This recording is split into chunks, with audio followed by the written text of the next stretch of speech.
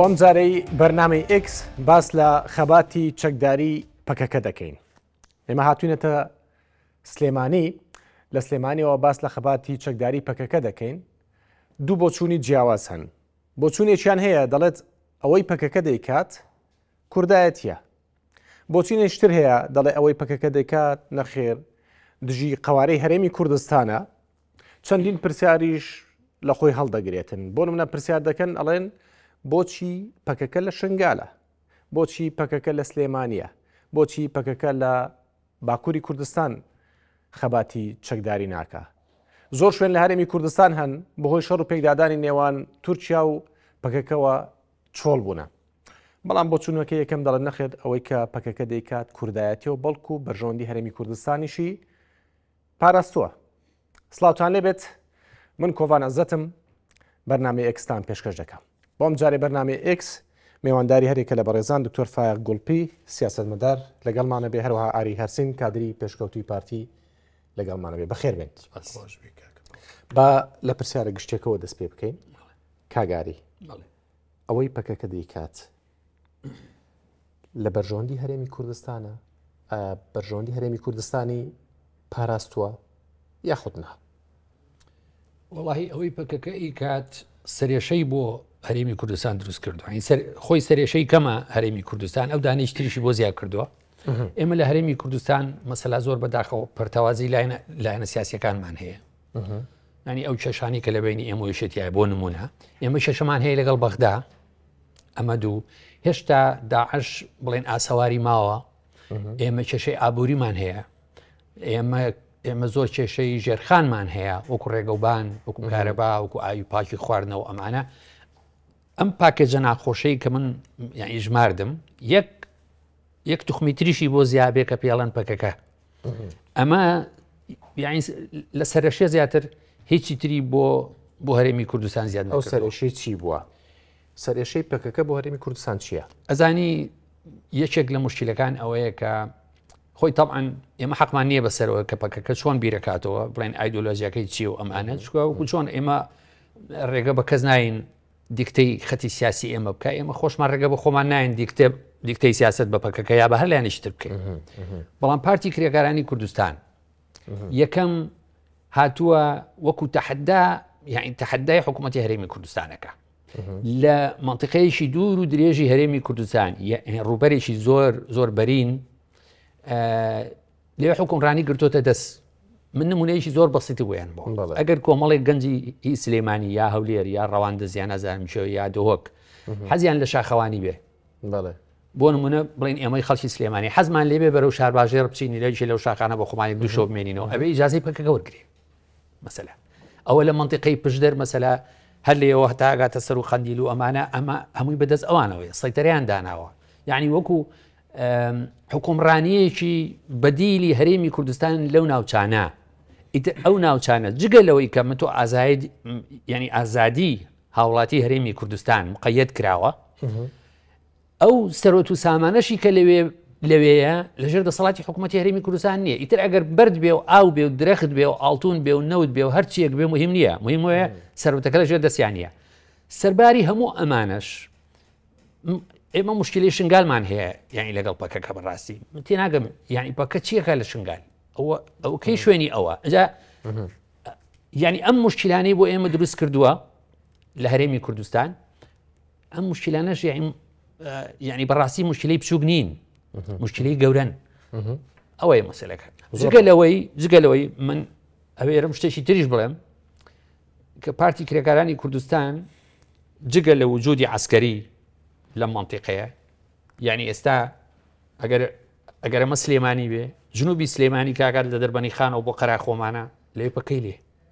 لە چەمچەماڵ لێتی هەموو شار باژێر، شارە زور، هەورامان، هەتا ئاچێتەوە پشدەر، ئەمە هەمووی پەکەکەیە. باش زۆر باش. ئەجا ویستم ئەوە بڵێم ئەمە معنای ئەوەیە جگە لەم هەموو شتانی کە من ژماردم یەک شتی تریشی بۆ ئیزافا بێ کە لێ ئێستا پەکەکە خەریکی ڕێخستنی هێنیشە کە ڕێخستنی هێنەکەی بەڕێی من زۆریش بەقوتە. کەواتە ئامانجەکەی چییە؟ ئەوە بێ لە خۆیان پرسی نازان. ئەوەی ئێوە بیرتان لێکرد بێتەوە ئامانجەکەی چییە؟ وڵی ئامانجەکەیەوەیە کە مشکلە بۆ هەرێمی کوردستان دروستکاوە هیچی تری خۆی بک بە بدیلی و ئەوێ و دەسەڵاتیان لێوەرگرە خۆی بێتەوە ئەگەر بۆی بکرێ لە بەروی ئێستا بڕۆ لە پەکەکەی پرس ئاڵێجا فەرقی چییە؟ ماردین و سلێمانی فەرقان چییە؟ هەمووی کوردستان نیە من لەوێ حکوم ناکەم لێرە حکومەکەم. باش کاک فایق هەمان پرسیار لە بەڕێکەکەم پەکەکە بەرژەوەندی هەرێمی کوردستانی پاراستووە لە بەرژەوەندی هەرێمی کوردستان بووە کاگاری گوتی نەخێر ئەوەی کە پەکای کات هەمووی دژی هەرێمی کوردستان. من لەگەڵ ئەو بۆ شوێنێک کاگاری نیم بەڵام پێش ئەوە کە پەکەکە دروست بووە سەرەتا خەباتی سیاسی کردووە خەباتی سیاسی کردووە بەڵام ئەو بەرپرس و کادیرانەی کە هەبوو هەموو خرانە زیندانەوە کە خرانە زیندانەوە تورکیایان بەجێهێشت چوونە سووریا چی بکەن بچنە ئاوارە بن بچنە ئەوروپا وەکو حیزبەکانی کە یا خەباتی چەکدایی دەست پێ بکەن ئەوە بوو کە لە مانگی هەشتی هێشتاوسێ خەباتی چەکداریان دەست پێ کرد لەو کاتەوە خەباتی چەکدایی دەست پێ کراوە پەیوەندیەکانی نێوان پەکەکە و بەرپرسانی هەرێمی کوردستان تەمەن ئەو کاتە حکوومەتی هەرێم نەبووە پەیوەندی لەگەڵ پارتیا هەبووە لەگەڵ یەکێتیا هەبوو تایبەتی لەگەڵ پارتیا چکە نزیک بوون لە یەکترەوە چەند قۆناغێکی بینیوە قۆناغی سەرەتایی قۆناغێکی ئاشتی خوازانە بوو ئاشتی بووە لە بینی پارتی و لە بینی پەکەکە قۆناغی دووەم شەڕ بووە ئێستا نەشەڕ و نەئاشتیە لە دوای ڕوخانی ڕژێمی سەدامەوە نەشەڕ و نەئاشتیە ئەمانە ئەم حاڵەتانن کە هەیە ئەجا پەکەکە ئایا یعنی مەسەلە پەکەکە نەبوو پاراستنی هەرێمی کوردستان دروست بووە نەبوو تێکدانی ئارامی هەرێمی کوردستان هاتۆتە ئێرەوە ئەمە حاڵەتێکە زروفێکی سیاسی و سەربازی دروست بووە یعنی من ئاماژەم بەوە کرد گرتن ڕاونان شەڕ مەسەلە نەگەرەوان بیان توانایە لە ناو شارەکانی هینان لە دەوروبەری شارەکانی تورکیا شەڕیان بکرێت لەوەیان کرد نهاتنە قەندیل نهاتنە تو خۆت ئەزاین چی هاوکێشە سەربازیەکان والەیەکە کە نەچناوێ مەسەلەن تورکیا یەکەم دووەم هێزی ناتۆیە لە ڕووی سەربازیەوە تورکیا ئەندامی ناتۆیە ئەمە مۆزوعێکی زۆر مهمە ئەو سیاسەتانەی تورکیا بەرامبەر بە کورد پەیڕەویەکە و بەرامبەر بەو هێزانەی کە داوای مافی کوردەکان بخۆمە نەزانین چۆنا سیاسەتێکی سەربازی ئیستیخباراتی دیبلۆماسی هەمەلایەنە بۆ دژایەتیکردنی پەکەکە نزیکەی 40 ساڵە خەبا دەکا شۆڕشەکانی تری باکووری کوردستان کە دروزە بوو ساڵ و 2 ساڵیان نەخایاندووە هەموو سەرکوت کراون و تەواو زۆرەکە ئێستا مەسایەسە کاگاری باسیەوەی کرد لە قەراقچیەکە من یەک ئەوەش ئێمە سەرەوە پێ دەڵێم خۆی پرۆژەیەکی تورکیا هەیە کە پڵنگەکانی تامیل لە سریلانکا چیان بەسەرهات تورکیاشوا لە پەکەکە بکە ئەجا پەکەکە تەبان پەکەکە لە هەموو شوێنێک هەیە ئێستا بەسەلەن بۆچی لە قەراغەیە یعنی ئەگەرەوێ بگرێت لە قەراغ شوێنەکانی کەژێ ئەو مۆزوعەکە ئەوەیە ئەو لەبەرەوەیە ئەو لەبەر ئەو حاڵەتانەیە بۆ ئەوەی حدودێکی لەگەڵ تورکیانی قەیناکە لێرە حاڵەتی خۆپاراستنە لە حاڵەتی خۆپاراستنە کە گەریلایەک دەستەیە گێتە شوێنێک بۆ شوێنێکیکە بۆ ئەوەی خۆی پارێزیا و دۆڵی تر لە تورکیانی بچێت لەوێ مەجال نییە خۆی ئەو خۆپاراستمان ئاخر ئێستا یین سەرەوە من ئەڵێم لەسەر حسابیاریمی کوردستانیە چکە ئەو دژمنە تەنیا دژمنی پەکەکە و کوردی باکوور نییە دژمنی هەموو کووردە جا من باسی ڕێخستنە نهێنەکەی کاگاری ئەسڵی ڕێخستنی پەکەکە لە باشووری کوردستان ڕێخستنی نهێنی نییە ئەوەی کە هەیەی ئەو پەیوەندیانەیە لەگەڵ پارتی وەکێتی بەنهێنی هەیەی لەگەڵ کەسایەتەکان هەیەی لەگەڵ ئەو حیزب و ڕێکخراوانەی کە خۆی دروستیانەکە ئەو حیزبلێمانی نیەتی نهێنی نییە ئەنی تەفگەری هەیە ئێستا تەفگەر دۆستی پەکەکەیە تەواو نییە ئەمانە چیەکەن ئەمانە ئەم ڕێخستانە کە دروزە بن بۆ ئەوە نییە پارتیوەکێتی بخەنە ئەو لاوە خۆیان بچنە شوێنی من نمونەمەیە من 4 ساڵ سەرۆکی پەچەدەکە بووم پارتی چارەسەری دیموکراتی کوردستان ئەو شتانەی ینی پێم وتن حیزبیانی ئەوە کە هەوڵبەی دەسەڵات بگریتە دەست بەس حیزبی پەکەکە لە باشووری کوردستان تەنیا ئەوانەکە پشتیوانی حرەکەی کوردی بکە لە پارچەکانی تری کوردستانە هیچ شتێکی کە ڕێخستنی نهێنیش نییە ئەگەر ڕێخستنی نهێنی من کاتی خۆی یەکێک بووم لەوانە کە هەموو دێمە بێ ڕێخستنی نهێنیمان کاتە ئەو سەر خۆی نییە وەڵا نەترسن لەوە من کاتی خۆی پارتی چارەسەری بووم وەستا بووم وەکو تەشوی خۆمە کرد پارتی لێرەوە لێدام یەکێتی لێوە لێدام پەکەکەش لە قەی گرتبوو نەهێشت هیچ بجوڵێ من تەشوی خۆم واکەم ئێمە لە بیرمان دێ لە هەڵبژاردنەکانی 2021 کاک مراد قەرێڵان تەفگەری ئازادی فەقیر 5 کاندیدیان کۆ کردبوو یانویش بەشداری هەڵبژاردننی پەرلەمانی عراق بکەن هاتە سەر تەلەڤیزیۆنوتی دەنگ بن بە یانەکە مانگی دەی 2021 باشە بۆ بێ بەشداری لە هەڵبژاردننی پەرلەمانی عراق بکە بەڵێ بۆچی بێت بەشداری بکات لە هەڵبژاردننی پەرلەمانی عراق سیرکە پەکەکە ئەفکارە یعنی تەنیا حیزبێکی سیاسی چەکدار نییە کە خەڵک هەیە معجبە بە ئەفکار و بۆچوونی عەبدوڵڵا ئۆژەلان و کۆڵتوری پەکەکەەوە هاتووە لێرە بەشداری کردووە لە دروستکردنی ڕێخستنێکی سیاسیە ئەم ڕێخستنە سیاسیە پارتی ڕێگەی پێنایەکێتی پێ ڕێگەی پێنا پەکەکەش ڕێگەی پێنایە بێ بەدەسەڵات ڕێگەی پێیا چالاکی بک بۆ پشتیوانی پارچەکانی کە بەزەوەنە ڕێگەی پێەیە بەڵاڵە کە تومان میراودەلی خۆی کاندید کردبوو بەرامبەر بە کاک مەسعود بەرزانی بۆ سەرۆکی هەرێمی کوردستان تەلەڤیزیۆنی ڕۆژ سەر بە پەکەکە پەیوەندی مقابلەیەکیان لەگەڵا کرد دوایەوە ڕێکسەر مراد قەرێڵان هاتە سەر تەلەڤیزیۆن ئەزانی چی وت وتی ئێمە پێمان باشە کاک مەسعود بە سەرۆکی هەرێم هەڵبژێرێتەوە زۆر باشە یعنی معنایەوەیە برادرانی پارتی وەکێتی با نەترسن بەعکسەوە من ئەڵێم گۆڕان و ئیسلامیەکان و پەکەکە زۆر خزمەتی ئەم حیزبە دەسەڵاتدارانەی باشووری کوردستانیان کردووە چونکە ئەو خەڵکانی کە ویستویانە لە ڕێگەی چۆن خزمەتیان کردووە ئەو خزمەتم خزمەتەکە چییە لە 92 تا ئێستا خەڵکەچێتە ناو پەکەکە وەکو معارەزە دژی سیاسەتی پارتی وەکێتی پەکەکە یانگرێ و هێوریان نەکاتەوە لەو لاوەدایانە نێو تەواو گۆڕان چی کرد ئەی ئەو بردومانکردە ئەی ئەو چۆڵکردنی گوندە ئەمانە خزمەت وایە نا ئەزین شوانەکە ئەمە خزمەتە نا خۆ ئەمە ناچاریە من مۆزوعەکانم باس کرد وتم پەکەکە پێش دروستبوونی هەرێمی کوردستان و ئەوانە ئەوەی کردووە یانی دروست بۆ و شەڕی دەست پێ کردووە حکوومەتی تورکیا ئەوانی هێناوەتە ئەو شوێنە ئەمان دوو ونیانە یا مقاومە بکەن هەندێک جار لەسەر حسابی ئەو خەڵکی ئێمە یا تەسلیم بن کامیان بکەن طبعا ئەکید یعنی ئێمە کاتی خۆی من ئەچوون بۆ قەندیل خەڵکی ئەو ناوچانە ببینی باش خەڵکی ئەو ناوچانە ئەویان قبوڵە کرد کە لەوە نەز خراپتریان پێ بکرێت بەمەرجێ گەریلاکانی پەکەکە بمێننەوە زۆر بەداخەوە ئەوە زۆر باشە سەر دێمە سەر ئەو باسی کە کاگاری گوتی لە شنگالن لە قەراغن تۆ گوتت بۆ پاراستنە هەندێک نمونەی ترم هەیە ئەفم کە ئەگەرەوەی شنگاڵی ژۆڵامێک بمەوە کاکە ئەوانە ئاپۆچین ئەو شنگاڵیانە من حەزەکەم کاگاری ئەگەر بتوانن ئەوانەی باکوور کە هاتوون لە ڕووی یاسایەوە مافیان نێ لە شنگال بمێنەوە ئەوانە با بچنە دەرەوە بەڵام کابراایەکی شنگالی کابراایەکی خەڵکی سلێمانی تاوانە من بڵێم عەبدوڵڵا ئۆژەلان فەکیرێکی گەورەیە یا ئەو بڵێ من لەسەر ڕۆشنایی بیر و بۆچوونەکانی ئەو کاری سیاسی و خەباتی ڕێکخراوەی ئەواناکەم ئەو مۆزوعەکە ئەوەیە ئەوەی شنگال بەڵام لەوانەیە لە پاڵی ئەویشە کابراایەکی کەژاتوێەوە بەڵام موچیان هەیە لە حەژی شعبی ئەزین چی من یەک شت پێ بڵێم من ڕقم لە حەژی شعبی نییە بۆ چکە حەژی شعبی دژی داعش دروست بوو یەکەم دوو ئێمە بە حەقیقەت بزانین کورد لە چوار پارچایە یەکێک لە هۆکارەکانی ئەو کێشانش کە ئێمە باسیەکەین کوردستان دابەشکراوە بەسەر ئەو پارچەپارچانە بەبێت تەنسیق لە نێوان یەکتریا دەست بە خەبا دەکەن حەژی شعبی لەوانەیە بڵێم من حەژی شعبیم خۆشەوێ زۆر باشە بۆ چونکە تەنها وڵات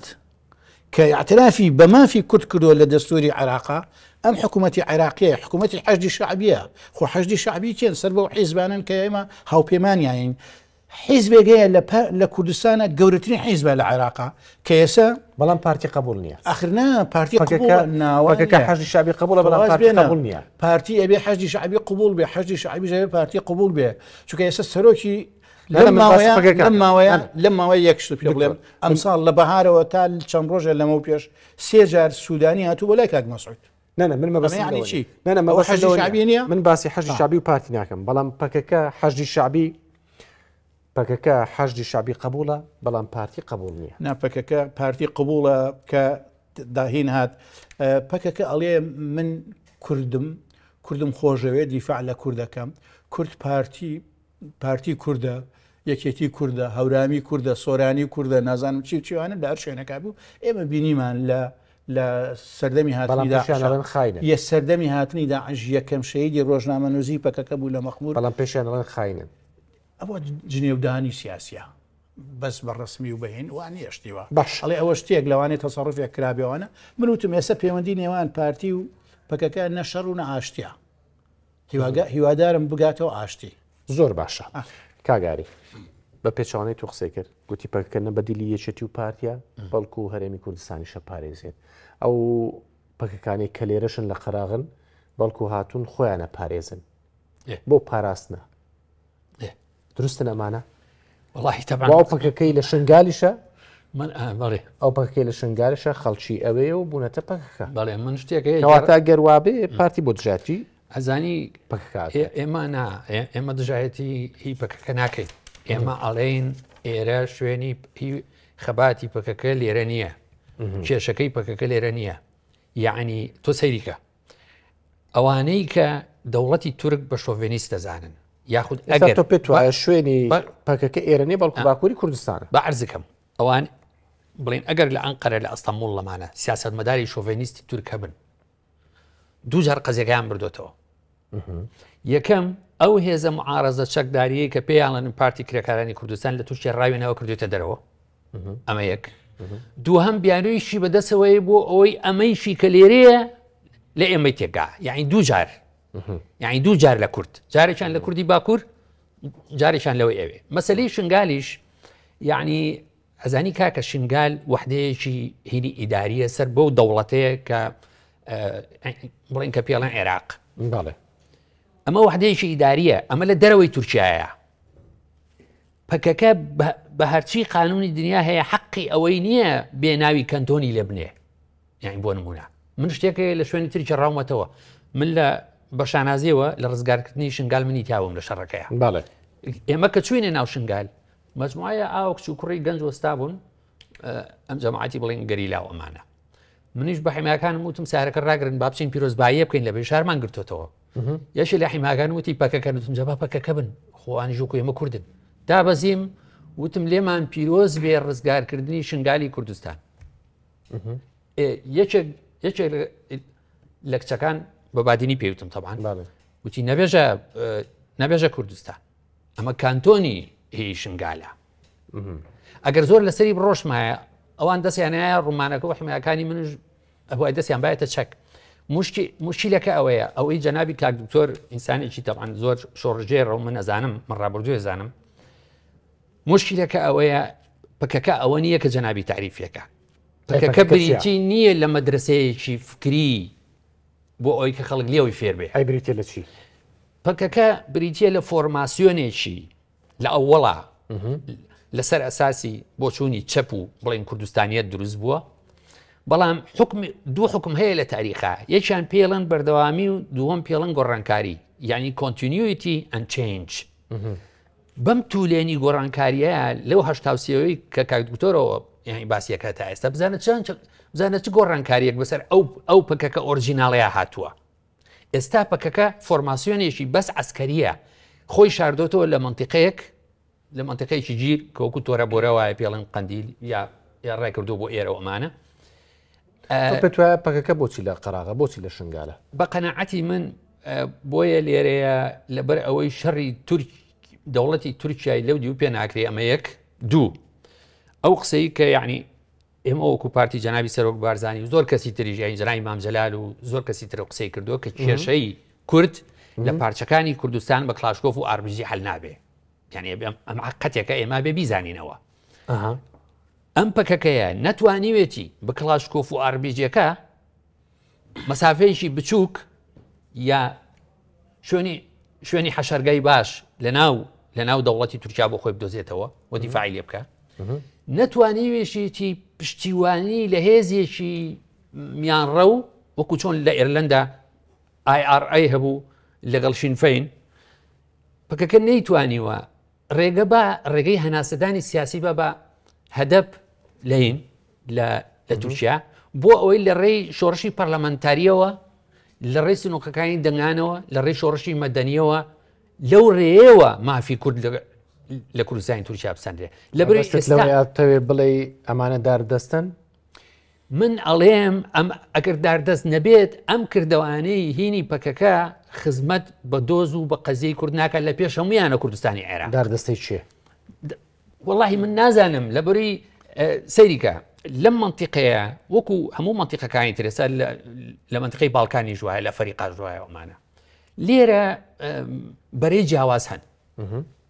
یەکێک لە بەرەکانی هی رووسیا و ئێران بە سووریایە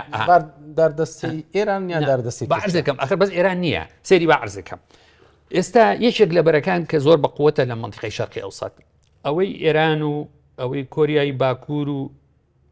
رووسیا و سووریایە ئەمانە بە یەکەون ئیتر جاجا سینیشی تێکەوتی ناکەوێت ئەمانە. ئێمە دەوڵەت نین کورد دەوڵەتی نییە زۆر بە ئاسانی یەکرێ بە داردەست لەبەی نقاتی زۆعفی زۆرە لەبەی توانای لەسەر خۆکردنەوەی نییە هەموو توانای لەسەر خۆکردنەوەمان تازە بۆ بەو شاشەی هی تەلەڤیزۆن و فەیسبوک و ئەمانە ئێمە نە تەیارەمان هەیە ئێمە نەموشێکی بالاستیمان هەیە نە ئەندامی ناتۆین. باشە من ئەمە وەڵامی پرسیارم دێتەوە داردەستی چی؟ نازانم من تۆمەتباری کەس ناکەم بەوانە بەڵام ئەڵێم ئیشەکانی پەکەکە وای پیشانی ئێستا من نمونەیە بەتۆڵێم سەیری چۆن بانێکەوتووهەوە بۆ کوردی عێراق لەولاوە ئێران ئەڵێ نابێ پێشمەرگەی دیموکرات و کۆمەڵا لە کوردستانی عێراق هەبن باش ئەی هێزێکی وەکو پژاک کە دەستە خوشی پەکەکەیە ئەو هێرش ناکاتە سەر جمهوری ئیسلامی ئێران ئەی بۆ لە لیستەکە ناوی ئەویتیانە یعنی ئیتر یەک مەفرەزەی پژاکیش بۆ یەک ڕۆژیش نایەتە ئەمدی کوردستانی عێراقەوە ئەمە یەک لەم لاوە دەوڵەتی ئێران داوای ڕێکەوتنامەی ئەمنیەکە لە عێراق و لە هەرێمی کوردستان ومانە ئەبێ سنوورەکانی بپارێزین لەو مەجموعەت دەستە بژێری هی پێشمەرگەی دیموکرات و هی کۆمەڵە کە بڵێن ئۆپۆزیسیۆن لە بەرامبەر ئێران کەچی لەم لاوە ئەو هێزەی پەکەکە بووە گەورەی مقارنە ناکرێت لەگەڵ هێزە بچووکانی کوردستانی ئێران بەڵام نابێت باسی ئەو بکەی بڵێ باش ئەی ئەمەیان ئەی خۆبانێک نیە و دووهەوە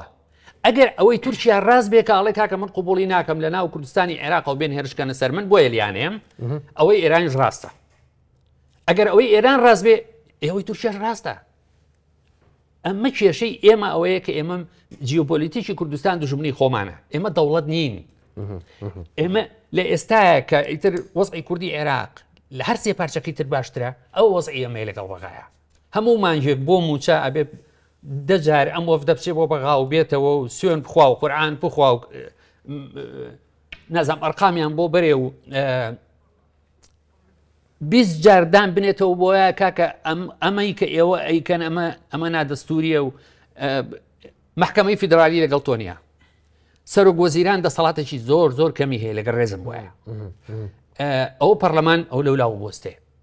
عێراق خۆی لە خۆیان یعنی خۆی حکمی خۆی ناکە لە دەرەوە حکومەکرێ پەکەکەش وایە ئەگەر وا یعنی ئەمە کە ئاڵێن بەتەعن نایڵێم ئێمە وەختی خۆی لە شەڕی ئێران ئەمە مەساڵیحە لە شەڕی ئێران و عێراق جەنابی دکتۆر وەبزان ئەو کاتە ئێمە هەردووکمان پێشمەرگە بووین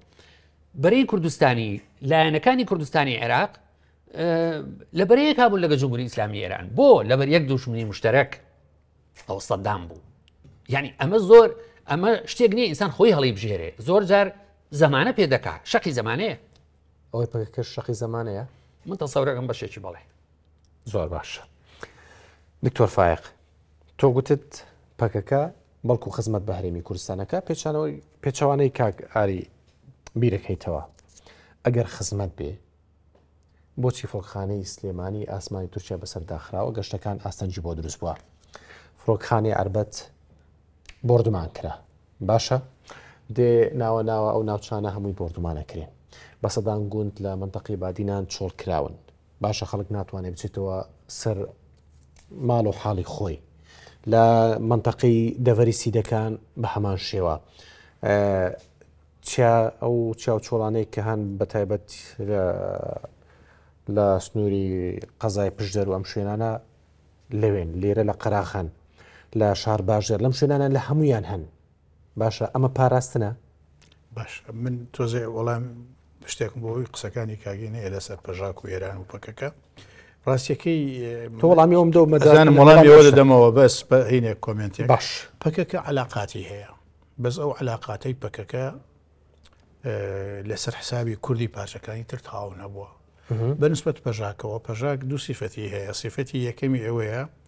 لە سنووری دەسەڵاتی نانەبوو پارتی وەکێتی و هەرێمی کوردستان لەبەر هەرێمی کوردستان ناتوانێت بارەگاکانی داخن بارەگاکانی بەو شاخەوەن و بە حکمی ئەو گفتوگویانش کە هەبووە پێشتر یعنی تا ئێستش پەژاک و ئێران ئاگربەسیان هەیە ڕێککەوتنیان هەیە و خەریک بوو ئێران ڕێک پێ لەگەڵ حیزبەکانی تریش ئەو حیزبانەی کە ئێسا لەگەڵ ئەو هەیە بۆ لەگەڵەوانی نییە ئەخدیتر ڕێک نەکەوتن ئەوان لەگەڵەوەوانە ڕێککەوتن یانەوە تا پەکەکە خۆی دۆستی ئێرانە لەبەر ئەوەیە ئەو ئەلمهم ئەزانین چۆنە ئەلمهم ئەو شتان لەسەر حسابی کورد تەواو نەبێ بە علاقە هەبێ علاق پەیوەندی بە پارتیوێکێتیش پەیوەندیان لەگەڵ تورکیا هەبێ بەڵام لەسەر حسابی ینی لا تۆ ئاسایی پەیوەندی لەگەڵ پژاک ڕێککەوتن لەگەڵ پژاک هەبێ بەس لەگەڵوانکردیانێت لای من ئاسایی بێ ئاسایی معلوماتەکە ئەوەیە وایە هەیەە لەبەرەوە وایە بەڵام لە هۆکاری سەرەکی ئەوەیە کەواتە لەژێر دەسەڵاتی حکوومەت یاریمی تا ئێران بڵێ ئەگەر نەمدەنەوە ئەگەر بارگاکان دانەخن واتان لێ کەواتە گەروابی ڕێککەوتنێک لە نێوان ئێران و پەکەکەش هەیە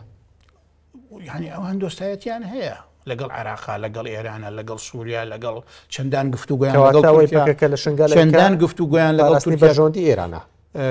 یعنی تۆ ناتوانانی بڵێ لەبەر ئەوەیە ئەوانە خۆیان مەسەرەن ئەو شەڕی کە گەریلاکان و شنگالیەکانی سەر بە پەکەکە کردیان لە پاراستنی شنگاڵەیە قەت لە بیر ناکرێ یانێوان لەوێ بوونە هێزێکی سیاسی ئەوە حقیقەتە بەڵاستی هەمان کاتیشکەوتنێکیانەیە بەژۆندی و بپارێز ئەوە ئێستا کاگاری باسی تەحالوفەکانی کرد ئەو پەکەکە لەوانەوە نزیکە حقیقت وایە ئێمە با ڕاست بڵێن باڵشێوەیە چەند هینێکە تا تورکیا و ئیسرائیل بەڵام کەواتە ئێران شەتوانێ بیان چولێنێ شت نییە ئەوە بەخراوی بجوڵێن بۆ دژی کورد ئەوە مۆزوعەکەیە با ئێران پێ بڵێت بەس تۆ مەژوڵێ دژی کورد بڵێ ئەمە مۆزوعەکەیە ینی پەیوەندی دروستکردن لەگەڵ هێزێکە لەگەڵ لایەنێکە لەگەڵ وڵاتێکە ینی تەسلیم بوون نا باشە پەکەکە ئەتوانێت تەکلیفێکی تاران ڕەت بکاتەوە ئەگەر بڵێتوانێت باش چ تەکلیفێکی تاران بووە پەکەکە جێبەجێ کردووە دژی گەلی کورد ئەوم پێ بڵێ ئەوەی کە ئێرە چۆڵ ناکە کێ یعنی ئێستا کۆماری ئیسلامی ئێران بە عەرزەکەم تەمان ئەمە یعنی زۆرێکی احتیاطیە کۆماری ئیسلامی ئێران ئەمە وەکو گلەیەک لەسەر خۆی حساب بکە یعنی دراوسێتی وا نابێ ئەمەی کە ئەم هەموو منطقەی ئێمە هینی کوردی عێراق ئەم پەکەکەی داگیری کردووە داگیری نەکردی کوردستانە کاگاری من و تۆ قومی بووین کاتی خۆی بە قوربان ئێستاژیکین کوردستان یەک کوردستانە ئەوە ڕاستە ئەوە ڕاستە بەڵام ئەم منطقەیە ئیدارەیەکی خۆی هەیە حکوومەتی هەرێمی کوردستان پەکەکە قەت دژی ئەو ئیدارەیە نەبووە ئیدارەکە نایخوێنێتەوە مەسەڵەن تۆ باسییان دەشتوێنە کرد کە پەکەکە لەوێ بنکە کانتۆنی داناوچی کانتۆن نییە مەسەڵەن ئەنجومەنێکی هەیە ئەو ئەنجومەنە داوا لە حکوومەت یاریمی کوردستانکە یارمەتی بە تەنسیق بکەین عسکەری ئێمەستانەڵێن پێشمەرگا ئەو پێڵێ گەریلا ئێمە ئاڵەکەمان چوار ڕەنگە و ڕوونە ئەو ئاڵایشی تری هێناوانە هیچ شتی هێنن لاوەکین ئەگەر کورد مەسایسە عەرەبەکان کاری عەرەبیان هەیە سەروی ئەفریقا شتیکەیان هەیە یەکێتی ئەوروپا هەیە ئێمەژە بۆ یەکێتی کوردانمان لە یەکێتی کوردانە ئەو شتانەمان حەلەکەکەدان باڵای کوردستان زانی چی تا کاتێ پەکەکە ئاڵای کوردستانی هەڵەگرت خۆی باسی ئێستا دەمان کرد ئەمە باسی سیاسەوان گۆڕانکاریان کردووە ئەبێ پەکەکە و پارتی و یەکێتی لە چوارچێوەی ڕێکخراوێکی نەتەوەییە وەکو کۆنگرەی نەتەوەی من ناڵێم کۆنگرەی نەتەوەیی بێ دابنیشن بەرنامەیەکی نەتەوەیی استراتیژێکی نەتەوەیی هەبێ مەسەلەی ئاڵاوشتیش لەوێ حەلەکرێ بۆچی هەرێمی کوردستان و بە تایبەتیش با بڵێن بچینە سەر حزبەکان پارتی و یەکێتی بۆچی ئەوان پەکەکەیان قبول بێ لێرە بێ لە قەندیل بێ بەڵام ئەوان لە ڕۆژاوای کوردستان قبولیان نەبێ ئەخر من یەک شتو پێ بڵێم ئەنە کەسە چییە ئەنە کەسە کۆمەڵی ڕێکخراون هەندێکیشیان حزبن شنگالیەکان ئەڵێن ئێمە فکری ئۆژەلانمان قبوڵە ئەوانیش توراسی بەرزانیان قبوڵە پارتیان قبوڵە زۆر بۆ قبولیانەکەن ئەمان ئەوان قبول ناکەن چۆن ئەمان ئێستا حکوومەتی مەسان چۆن لێرە حکوومەتی هەرێمی کوردستانەیە لەوێش حکوومەتی ڕۆژاوای کوردستانی یا باڕۆسەیە حکوومەتی ڕۆژهەڵات و باکووری سووریا هەیە کردیان بەوە ئەوان نظامیان هەیە ئیجازەی ئەو حیزبانەیەن کە ئەیانوێت چالاکی سیاسی بکەن برادرانی ئەنەکەسا اعتراف بەو حکوومەتە ناکەن مەسەلەکە لای ئەوانەوەیە ئەسڵی من ئەڵێم لەوانێم بڵێنگەی ئێمە داخراوە کوردستان سواری باش نازانم کوردستان سواری قبولێت بەڵام ئیجراعاتێکە کە حکوومەت لەوێ کردوویەتی من بەشتێکی باشی نازانم بەڕێی خۆم نووسنگەی هیچ شوێنێک دابکرێ بەڵام ئەوەی اجراعاتێکی حکوومەت مەبەستی لە چێت تۆ دەستگایەکی ئەلامی قبول نەبی چۆن دەستشتر لەبەرەوە نەکراوە کە سەر نزیکە بە پارتی ئەوانە لەبەرەوەی کراوە لەوانەیە مخالفێکی پیشەیی بوو بێت دڵنیا بە من ناکەمەوە ینی لەسەرەوە بوو بێ چونکە بەڕاستی ئەوان ئێستا حکوومەتن داوا لە حیزبەکانی ئەنەکەسە و ئەوانی ترکە هەیە لەو هینایەت لەو چوارچێوەیە خۆیان ڕێخستووە بێن مۆڵەت وەرگن و چالاکی سیاسی بکەن ئەڵمانڵێن ئەمانە کیان احترافیان پێ ناکەین ئەمە نازانم چی چیوە وایە خۆیمە قسەی هەمویانم بیستووە من لە ڕوودا و قسەی ئەو برادرانم بیستووە کە احتراف بە ئیدارەی ڕۆژاوای کوردستان ناکەن معقولە پەکەکەیەک دیوە ئێمە بە پێچەوانەوە ئەوانەی کە نزیک بوویندا هەواڵانی پەکەکەەوە و سەر بە و نزیک بووین بەشێک بووین لەو ڕێخستنەوەیان چەندین جار داوای مۆڵەتمان کردنیان داینێ چەندین جار باشە پەکەکە چۆن لەگەڵ حکوومەتی سووریا با بڵین ئەو دەسەڵاتدارانەی کە لە ڕۆژاوای کوردستان قبولیان بوو باشە هەمویان بێن سنوورەکانیان بۆ پارێزن بەڵام قبولیان نییە ئەو پێشمەرگانی ڕۆژ کە لێرن لە هەرێمی کوردستان بچنە ئەوێ کاکە قبولیان بوو ئەوانی کەژ مفاوەزات کرا کاتی خۆی کاک مەسعودیش کەوتە بینیانەوە کێشەکە لە چیا بوو ڕۆژاوای کوردستان یەک قسەیان هەیە ئەڵێن نابێت دوو هێزی چەکدار بێ ئەبێ ڕۆژ بێ بە بەشێک لە قەسەدا ئاخر خراپەوە زۆر خراپە ئێسەیەکێ لە کێشەکانی ئێمە چییە؟ پەکەکە بە هەموو هێزی خۆیەوە لە باشووری کوردستانە ئەزانم بەڵام لە باشووری کوردستانە بەڵام لە دەرەوەی هەرێمی کوردستانە بڵە دیفاع سنووری دەسەڵاتی هەرێمی کوردستان نیەمە بەستمەوەیە دیفاع لە خۆیەکە خۆیە پارێزێ بەڵام ئەگەر پێشمەرگەکانی ڕۆژ بڕۆشت نایەتەوە مساعدە بکە پێشمەرگەی ڕۆژ پشوونایە ببوونە بە بەشێک لە قەسەدە لە ئەوانە زۆر تەبیعیە بوو بەڵام دوو هێزی چەکدار بەرامبەر بە یەکتری شەڕەکەن ئێستا یەکێ لە کێشەکانی ئێمەوەیە پارتی وەکێتی هەردووکیان هێزی چەکداریانی ڕێکیان ناخەن هێزی هێشتا هێزی هەفتە بۆ بە کێشەیەکی گەورە پەکەکە چەکدارەکانی خۆیان پێشمەرگە ئەو چەکدارانی پەکەکە لەم حاڵەتا شتێکیکەیە عید بە هەرێمی ڕۆژ بۆ ێشتێشکە عید بە هەرێمی کوردستان نین ئەمان هێزی ڕۆژ هێزێکی ڕۆژاوای کوردستانە داوا کا بچێتەوە ڕۆژاوای کوردستان خۆپەکەکە داوای کردو بێت بە بەشێک لە هێزی پێشمەرگە داوای نەکردووە ڕۆژ وا بوو ڕۆژ قەرار بوو بچنەوە دکتۆر تۆ خۆتەڵی بۆ من نابێت دوو هێزی چەکدار لەوێ بن طبعاً چۆنە بێت پەکەکەش لێرە هێزی چەکدارە و حکوومەت هەرێمی کوردستانش لێرە هەیە ئاخر خۆی ئەو هێزەی چەکدار بەشێک نییە لە حکوومەتی هەرێمی کوردستان بەشێک لە وەکو شتێکی نهێنیە لە جێگەیەکە هەیەکە خەڵک نایبینێ تێگەی معقولە هەتا یەک مەتر ئیجازە هەیە معقولە ئیستیخباراتی دەوڵەتی تورکیا ئەگەر ئەوە نهێنیە هەتا یەک متر مربع شوێنەکانیان دیارریەکە و بدرێدا کاگاری مەسلەی ئیستیخباراتی تورکیا و فڕۆکە و فڕۆکەی بۆ فڕۆکەوان و من جارێکیکە لە بەرنامەیەکیا باسم کرد ئەمە ڕێکەوتنی تورکیا و ئەمریکا و هاوپەیمانەکانی تورکیا لە عێراق و لە کوردستان لە ساڵی 2010ەوە جۆرج بوش ئەو کاتێکە خۆیان حاکمی عێراق بوون ڕێگەی بە تورکیا داوە ڕێگەی نەداوە تورکیا بێت کوردستان بگرێ عێراق بگرێ ئەوانە بەس ڕێگەی داوە بە فڕۆکە هاوپەیمانەکانی تورکیا لە هەرێمی کوردستان بەبەست لە پارتیە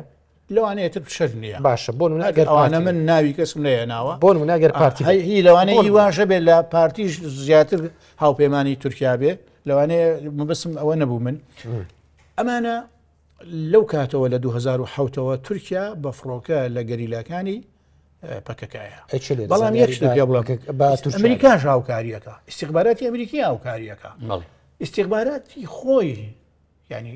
تورکیا خۆی خەڵکی هەیە لێرە ئیستیخباراتی هەرێمی کوردستانیش لەوانەیە هاوکاری بکە ئەمانە هەمووی هی حیزبەکان ینی خەڵک هەیە نەپارتیە نەیەکێتیە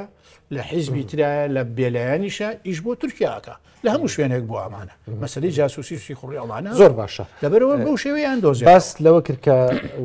پرسیاری خۆمم بیر نەچەوە یەکەم پرسیار کە لە بەڕستانم کرد گوت کە لە بەرژەوەندی هەرێمی کوردستانە گوتم باسی فڕۆکەخانی سلێمانیم کرد باسی ئەوەی عربەتم کرد باسی چۆڵکردنی بەسەدان گوندم کرد کە خەڵک ناتوانێت بستەوە و شوێنەکانیان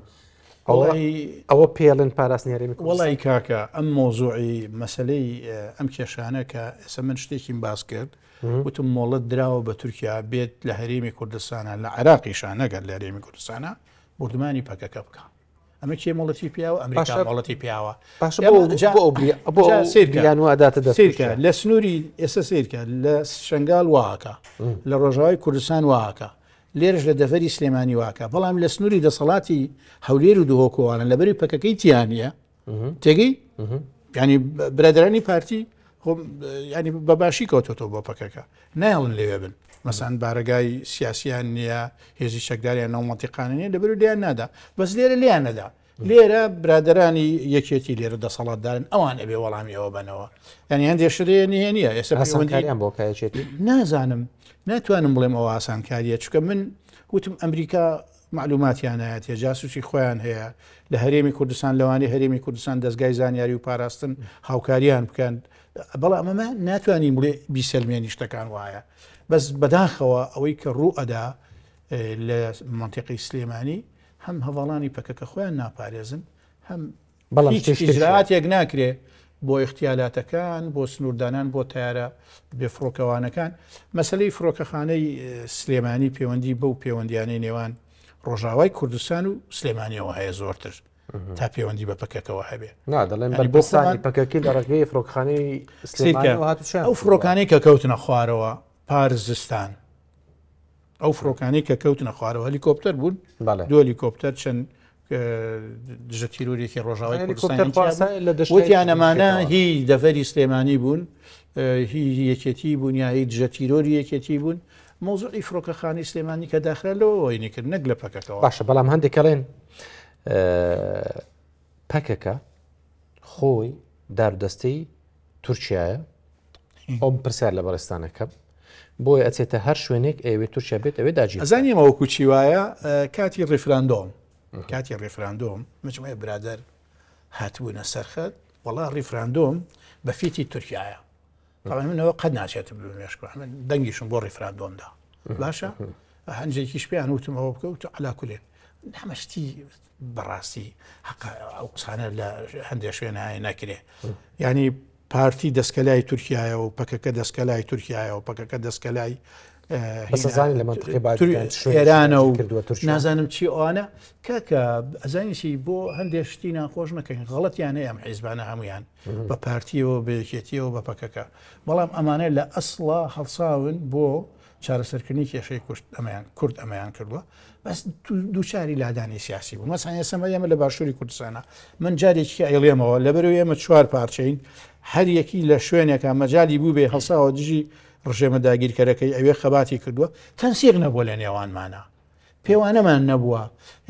دەستوری نەتەوەیمان نەبووە یەکێتی نەتەوەیمان نەبووە ڕێکخراوێکمان نەبووە کە چۆن خەبات بکەین بۆ ئەوی زەرر لە یەکترینەین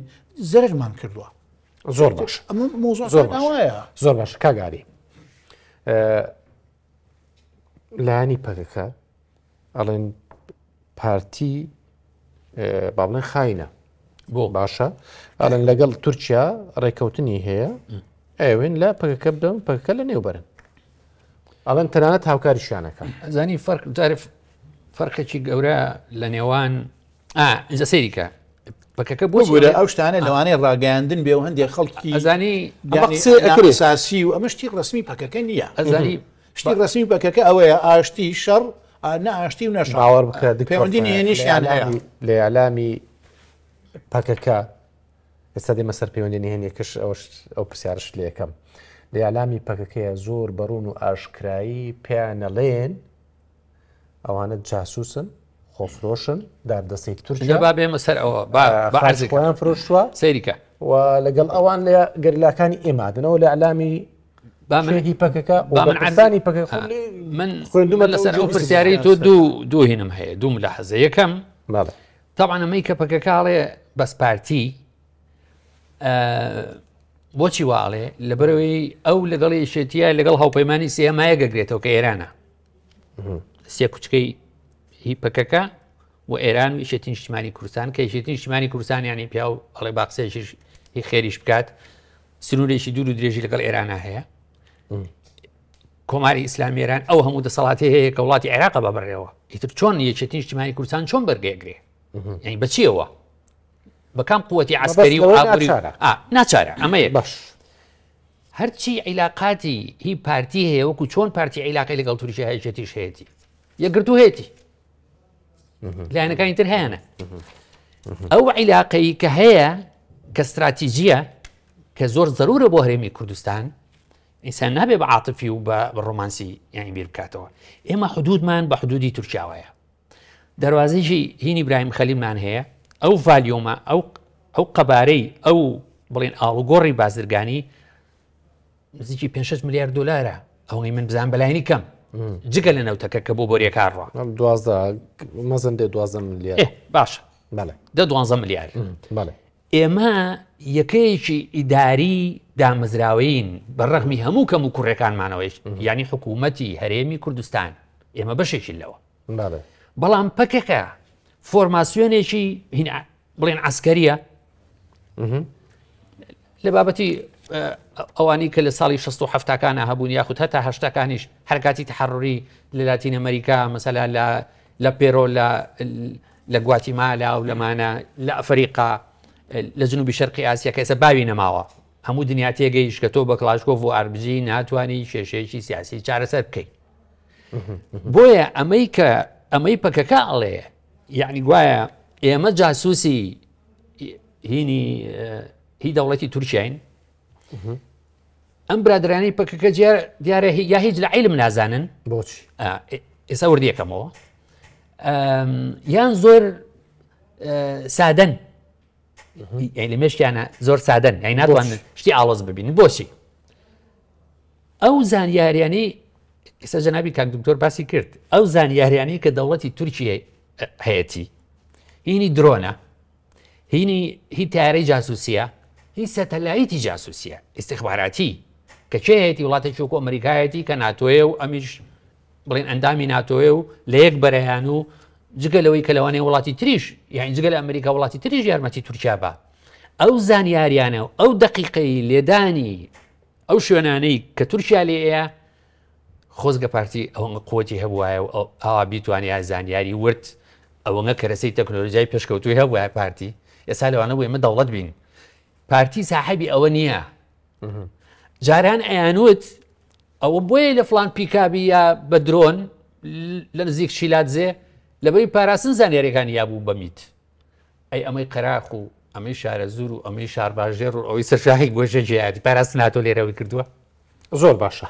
ئایا پارتی دەتوانێت لەبەر ئەو پەیوەندی لەگەڵ تورکیا هەیەی پەیوەندەکانی خۆی لەگەڵ پەکەکە ئاسایی بکاتەوە ئەزانی ئەکرێت بەڵام کەی ئەو بە مەرجەکرێ ئەو کاتەی ئەو پرۆسێسەی نازام ساڵی چەند بوو یارمەتیم بن لە تاریخەکەیە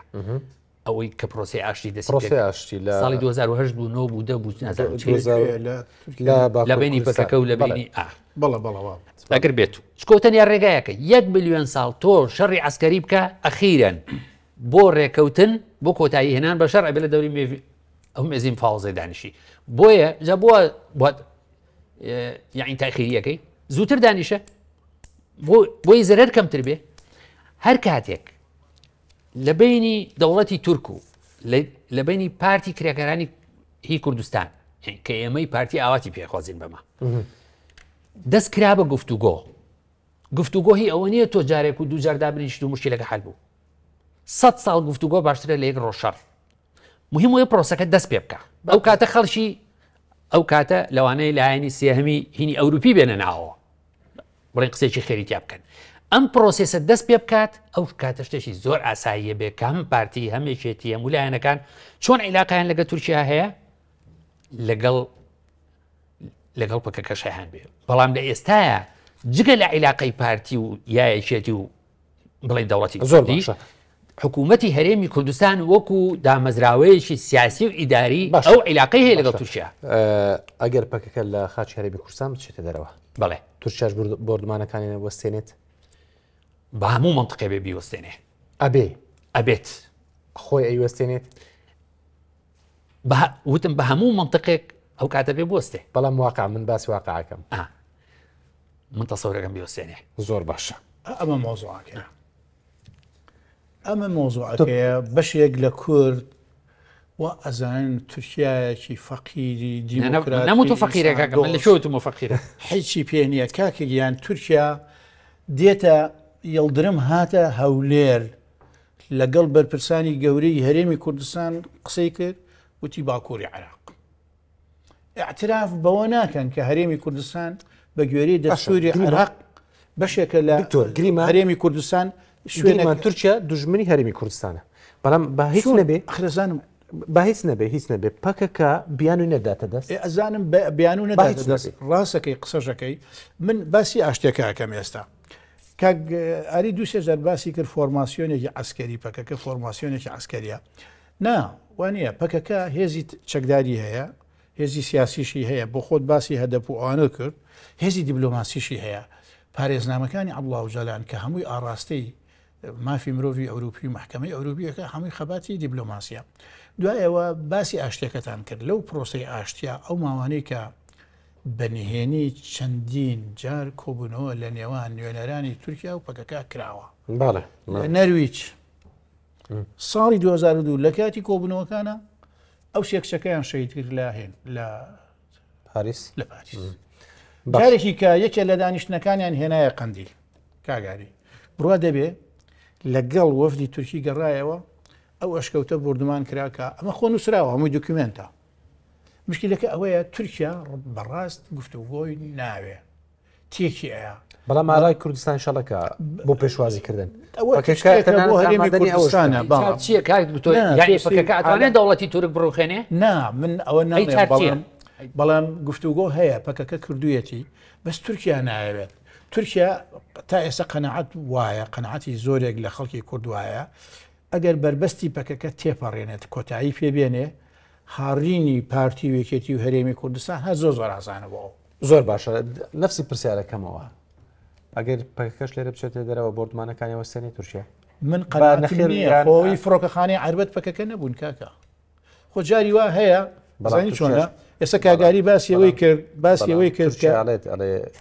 پەکەکە شت نییە بوونا مەسەلەکان لێرە سەریکە ئەو کتێبەی کاهین دەری کردووە سەلاح ڕەشید بروسکە نامە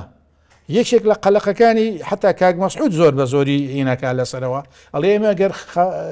هین بکەین بچینە خوارەوە ڕاپەڕین بکەین و کوردستان ڕزگارکەینەوەوانە یەکێک لە کێشەکانمانەوەیە کە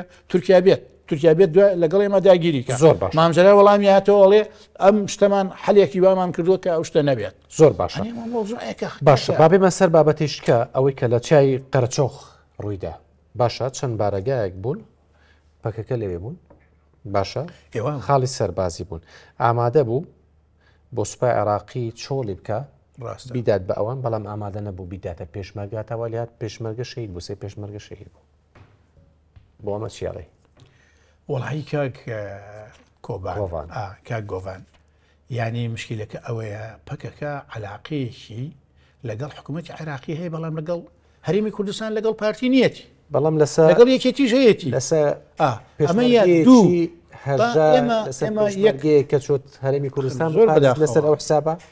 زۆر بەداخەوە ئەو شتانە کە دێتە پێشەوە بەڵام خۆمان نەزانین ئەو بارودۆخەی لە کەمپی مەخمور و لە دەوروبەری مەخمور ڕوویداوە کە لە دوای چالاکیەک بۆ چالێکێکی تیرۆریستی بووە بۆ کوشتنی قونسڵی هین بوو تورکیا بۆ ئەوانە شتێکیوە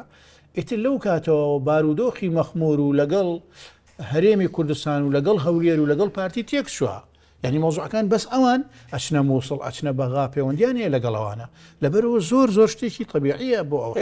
بەغداش بەکەیت خۆی بەکارێنێت لە دژیاری کوردستان کەواتە بۆ هەرێمی کوردستانی زۆر طبیعیە کە بڵێ من ڕێگە و پێ نایەمەوە بکەیت ئەوش بەکاری زانی چۆنە من ئەوەم بووێت من کاتی خۆی باسیەوەشم کردووە کوردەکانی ڕۆژەڵات کوردەکانی باکوور کوردەکانی ڕۆژاواش هەر پەیوەندیەکیان لەگەڵ یەکێ لەو حکوومەتانی دەوروبەر دروست کردووە لەسەر حسابی کورد نەبووە ینی پەکەکە چی کردو دژی هەرێمی کوردستان کە ئێوە بەکاری هەرێمی کوردستان سا بۆ من باس چای قەرچۆغم چای قەرچۆغی عێراقی چۆڵە کە بەڵام پێشمەرگە من بۆ تۆ چۆڵ ناکەم سوپای عێراقی ئەزانی چۆنە مەسەلەکە ئەو ناوچەیە ناوچەی کوێیە سنووری هەرێمی کوردستانە هەرچێ بۆ ئامادەنی ئەوانە ئەوان پەیوەندیان لەگەڵ عێراقا هەیە بەپی دوایان ڕێککەوتن دکتۆر بەپی دوایان ڕێککەوتن ئەو سێ خاڵە حکوومەتی عراق هەردایەوە هێزی پێشمەرگا باشە پەکەکە تۆ بۆ نەتدایە ئەوە علاقەکەی ئەوان خراپە ئەگەر پەیوەندی نێوان ئەگەر پەیوەندی نێوان پەکەکە و با بڵێن پارتی یان حکوومەت هەرێمی کوردستان پەیوەندیەکی دۆستانە بووە ئەوە ڕووی نادا کاتم زۆر نەمایە دکتۆر ئەمێ بە کورتی هەم پرسیار لە جەناب بکەم هەم لە کاگاریش بکەم سەبارەت با ڕۆژئاوای کوردستان تۆ گوتت پەکەکە دێن لێرانە خۆ بۆ مەبەستی خۆ پاراستن هاتوونەتە ئێرە ئەوە ڕێی من وایە بەڵێ ڕێی چۆ لەوانەیە وانە بێ شوێنێکی تریش هەیە بە ناوی ڕۆژئاوای کوردستان خۆش بۆ نمونە لە دەستی کووردا بۆ ناچێت کێشە بۆ ئەوێ دروست بکە بۆ دەی بۆ هەرێمی کوردستان دروستەکە خۆ شوێنێکی ئەم ناتوانە خۆ لە خۆی لەوێت پارێزی خۆ هەمووی باسەکانە کێشەی بۆ ئەوێش دروست کردووە بۆ ناساوێ آخر قندیل چۆڵ بکات بۆ نمە پەیوەندیت لەگەڵ یەکێتی و پارتیا خراپە منەچمە ڕۆژاوای کوردستان هەم خسەر بۆتەوە هەیەە ئەندامیان هەیە لە عێراقا هەیەە لە ڕۆژاوای کوردستان هەیەە خۆ کاتی خۆی هەر لەوێ بوون نەر لە سووریا بوون چۆن نیانە لەوێ شویانە باشەوەی خۆیان لێ پارێزن بۆ ئێرەوە پەکەکەیان قبول نییە ئەتر ئەمە خەباتە تێکۆشانە قوربانیشی ئەوێ هەڵەشی تایە سەرکەوتنیشی تایە ئێمەی کورد ئەبێ ئەم کەناڵانەی ڕاگەاندنی خۆمان بەکار بێنین بۆ یەکێتی کورد زۆر ئەوەی فرسەتێکمان کە بۆ هاتوۆتە پێشەوە زۆرمان نەچێ و یارمەتی یەکتری بین زۆر باش ئەوە کاک محەممەدش پەلم لێکار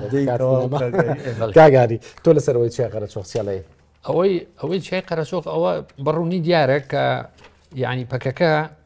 داردەستی لایەنێکە لە دژی ئەم قوارەی کە پێڵێن حکوومەتی هەرێمی کوردستان یعنی ئەمە ڕوون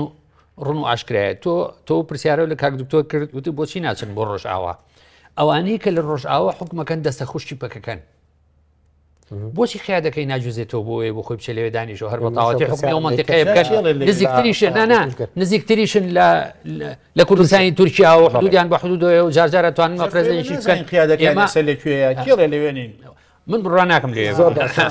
سپاس بۆ ئاریارسین کادری پێشکەوتوی پارتی دیموکراتی کوردستان کە لەگەڵ مابووی سپاس بۆ دکتۆر فاغڵپی سیاسەتمەدار کە لەگەڵ مابووی زۆر سپاس دکتۆر زۆر سپاس